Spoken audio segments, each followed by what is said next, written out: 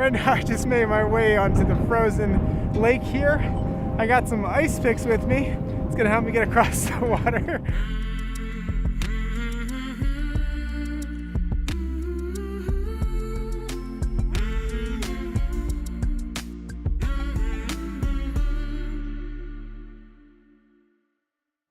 Hey guys, welcome back. Today I'm in the Summer Palace in Beijing, the largest ancient imperial garden that has been preserved here in China. Right now I'm here on January 31st and it's pretty chilly.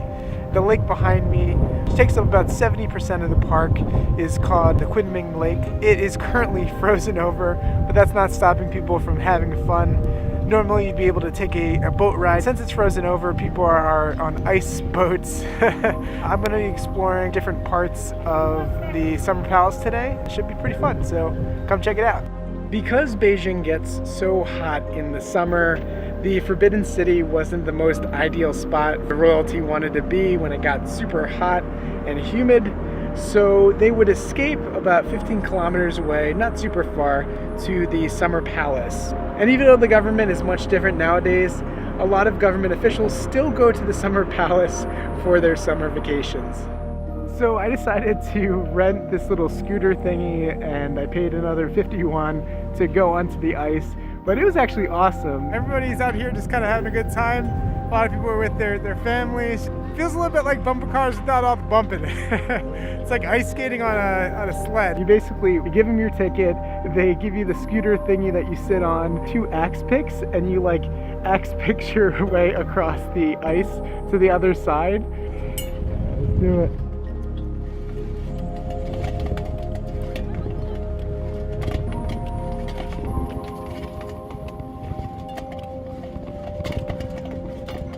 And on the other side, that's where Longevity Hill is. I took a walk up Longevity Hill. It's about maybe 150, 200 steps, not too bad. And when you finally reach the summit, you'll have an amazing view of the Summer Palace. And at the very top, they have this beautiful 4-tiered Buddhist temple, and they actually have a 12-faced Buddha that's inside the middle of this complex. I definitely recommend exploring this beautiful pavilion. If you're looking to grab some pictures, this is definitely somewhere you're going to want to stop by. One thing that attracts so many people to this location is the 3,000 plus ancient Chinese structures that are here.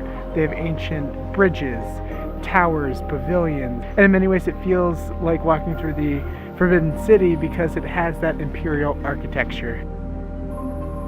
This bridge behind me is a 17-arch bridge. It's really beautiful and it's one of the highlights here at the Summer Palace. If you exit from the north entrance, there's another Buddhist temple that's just outside of the exit. They have this giant golden Buddha.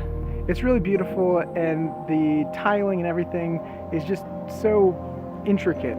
There are 2 types of tickets that you can purchase when you arrive here. One is 20 yuan, it's a general entrance pass, and that'll basically allow you to walk around the lake, but that all-exclusive pass will cost 50 yuan versus 20 yuan, and I definitely think it's worth the difference. I'm sure in the summer, you know, it's way different just because you can take boat rides and they have these lush gardens with all the flowers that have bloomed, but I had a ton of fun. One of my favorite things today, honestly, was just axe picking across the ice.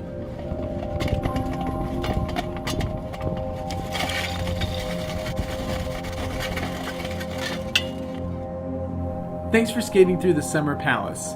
And if you want to join the rest of the journey, make sure to click the subscribe and the bell buttons. If you enjoyed this video, don't forget to leave a big thumbs up and share this video with someone that you want to take to Beijing. That's all for now. Thanks for watching. I'm Robbie Frank, and as always, I'll catch you next time.